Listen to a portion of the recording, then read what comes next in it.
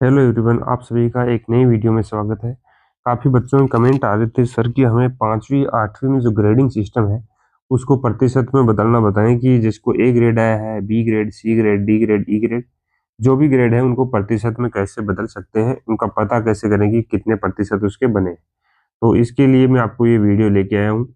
Rajasthan board में 5वीं और 8वीं के ग्रेडिंग सिस्टम के अनुसार उनके प्रतिशत कितने होते हैं, आप सभी को ये जानना जरूरी है कि आपकी ए ग्रेड बनी है तो कितने प्रतिशत है, बी है तो कितने हैं, सी है तो कितने हैं।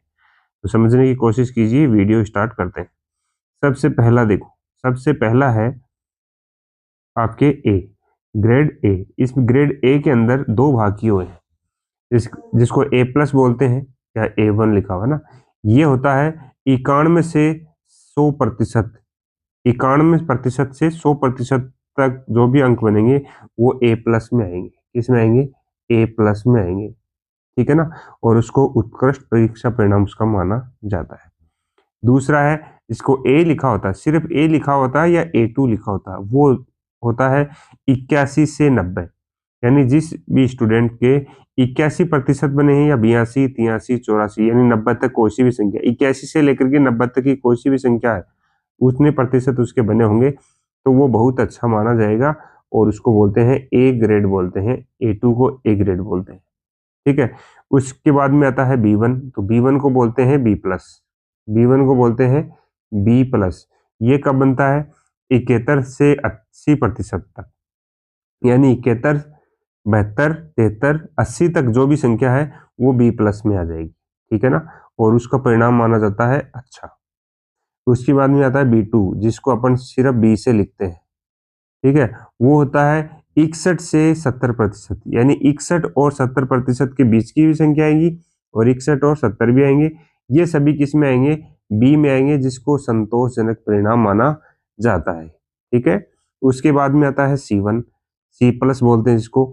ये होता है किसमें? 51 से 60%, यानी 51 से लेकर के 60 तक की जो भी संख्या है उनके बीच का प्रतिशत किसी के बना है तो वो आएगा किसमें? सी प्लस में आएगा। किसमें आएगा? सी प्लस में। उसके बाद में आता है C2 को सी से लिखते हैं। C2 को किससे लिखते हैं? सी से। वो होता है 41 से 50% और वो विद्यार्थी सिर्फ पास माना जाता है, ठीक है। उसके बाद में आपको और जानना जरूरी है कि आपको ये भी अवश्य जानना चाहिए कि डी और ई ग्रेड आती है तो उसका मतलब क्या है।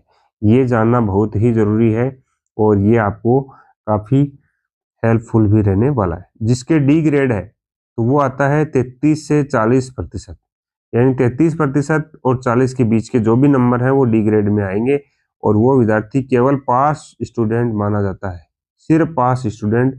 और लेकिन सुधार की आवश्यकता है, यानी वो जो बच्चा है वो उस कक्षा के स्तर का नहीं है, उसमें सुधार की आवश्यकता है। समझ रहे हो?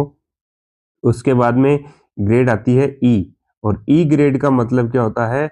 ई ग्रेड का मतलब होता है फेल, यानी 0 से 32% तक जिस भी स्टूडेंट के बनते हैं वो क्या माना जाता है? फेल माना जाता है।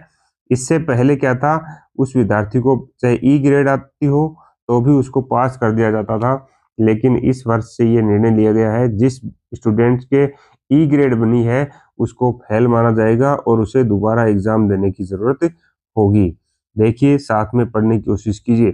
पास होने के लिए छात्रों को कम से कम 33%, कम से कम 33% अंक प्राप्त करने जरूरी है। और उसके बाद में अगर 33% अंक आ जाते हैं तो वो स्टूडेंट पास माना जाता है। अगर किसी छात्र को ई ग्रेड मिलता है, जैसा ये लास्ट में लिखा हुआ है, ई ग्रेड मिलता है तो उसे फेल माना जाएगा। ई ग्रेड वाले स्टूडेंट को फेल माना जाएगा और वो उसमें पास करने के लिए उसे दोबारा मौका मिलेगा, ठीक है। और आगे मैं आपको एक बात और बताना चाहूंगा। अगर आपको राजस्थान बोर्ड के अन्य परिणाम के बारे में जानना है या फिर उसकी ग्रेडिंग सिस्टम के बारे में आपको अच्छे से समझना है तो आप हमारे चैनल MCS ऑनलाइन क्लासेस को सब्सक्राइब कर सकते हैं और बेल आइकन ऑल प्रेस कर सकते हैं, जिससे आपको हर प्रकार के आपके एजुकेशन से संबंधित वीडियो आएंगे, उनको आप देख सकते हो, समझ सकते हो।